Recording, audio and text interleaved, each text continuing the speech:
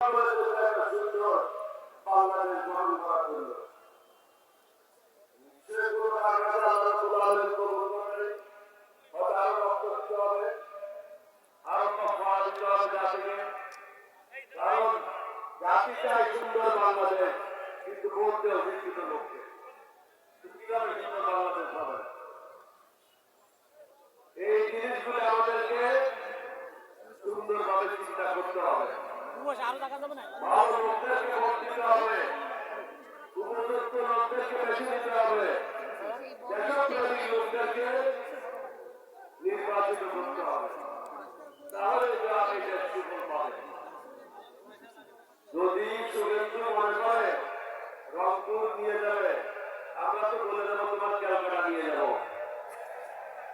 তুমি কি মনে করেছো? ভারতের স্বাধীনতার জন্য লড়াই করেছিল মুসলমানরা, আমরা রক্ত দিয়ে দেশ স্বাধীন করেছি। এটা কোনো কারণ রাজনীতি হয় নাই। তোমরা চেয়েছিলাম পাকিস্তানকে বিকশিত করতে, আমরা চেয়েছিলাম স্বাধীনতা। আমাদের সব কলকারখানার যন্ত্রপাতিগুলো চুরি করে নিয়ে যেত। আমাদের পাকিস্তানের যে প্রায় 1 লক্ষাধিক সৈন্য ছিল, তাদের গোলামালগুলো তোমরা চুরি করে নিয়ে যেত। তাহলে কিভাবে তোমরা বলতে পারো তোমরা বাংলাদেশের স্বাধীনতা দিয়েছ?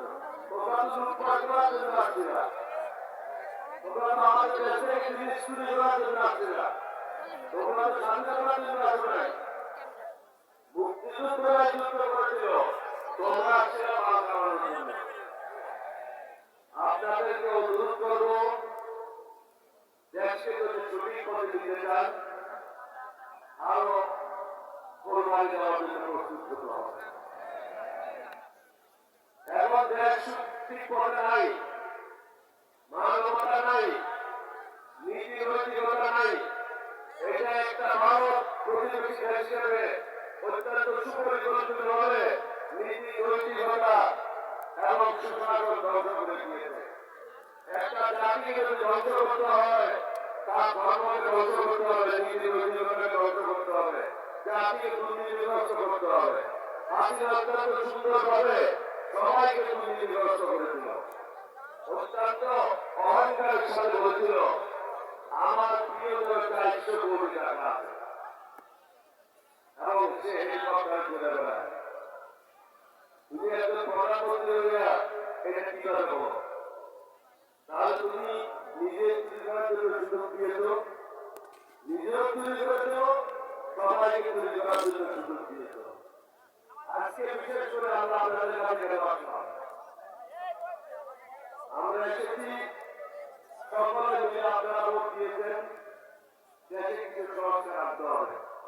এই সংস্কার আমরা যারা আছি আমাদের সুবিধার জন্য না, সরকারের সুবিধার জন্য না, শান্তিভাবে বাংলাদেশের মানুষের সুন্দর ভবিষ্যৎ রচনা করার জন্য।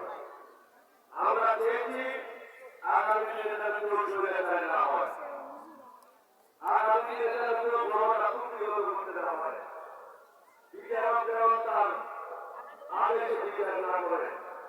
এখন কি হচ্ছে, বিচারককে বলে দেয় একে জামিন দাও, একে ছেড়ে দাও, একে বন্ধ করো। এটাই তো চলছে। বড় বড় আগে আসামিরা বিএনপি রুপিয়ারা তাদেরকে জেল থেকে বের করে দিয়ে রেকর্ড আছে। এটা তো আমার কথা না। তাহলে তারা কি চায়? দেশটাকে আবার ধ্বংসের দিকে ঠেলে দিতে চায়। আইন শৃঙ্খলা মোটেও ভালো না, দ্রব্যমূল্যের ঊর্ধ্বগতি, আপনাদের পকেটে পয়সা নেই, বেকার সমস্যা বৃদ্ধি পাচ্ছে, আপনাদের ছেলেদের ভবিষ্যৎ অন্ধকার।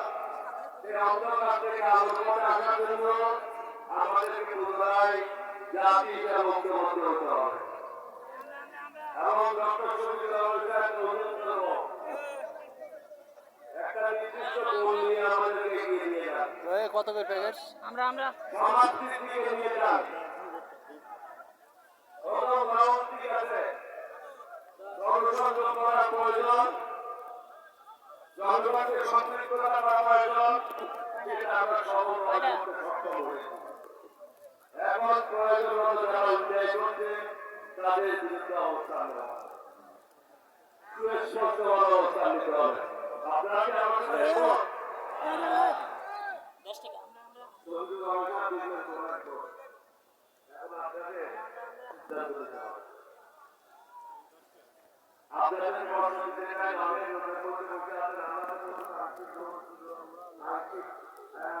মোটামুটি ভালো আপনারা অনেক কষ্ট করেছেন। আল্লাহ আপনাদের ভালো করুন।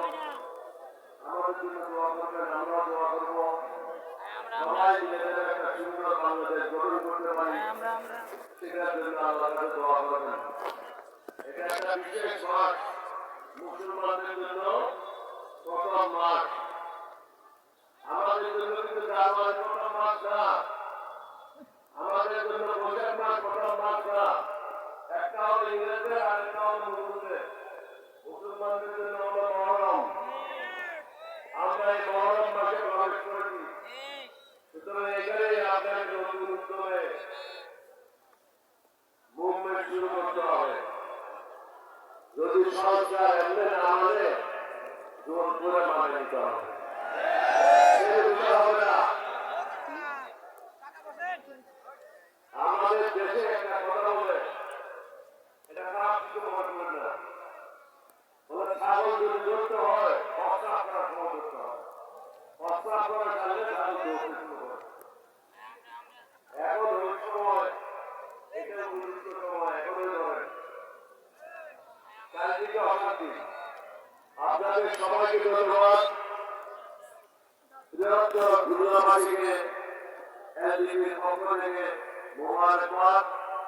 সদা সর্বদা সতর্ক রাখবেন, বর্ডার দিকে অগ্রসর হওয়ার জন্য প্রস্তুত রাখবেন। যুগান্তরের মতো বাংলাদেশকে উপযুক্ত শিক্ষা দেওয়ার জন্য প্রস্তুত থাকবেন। আপনাদের সবাইকে ধন্যবাদ। বাংলাদেশ জিন্দাবাদ, 11 জিন্দাবাদ, এলজিবি জিন্দাবাদ। আসসালামু আলাইকুম ওয়া রাহমাতুল্লাহি ওয়া বারাকাতুহু।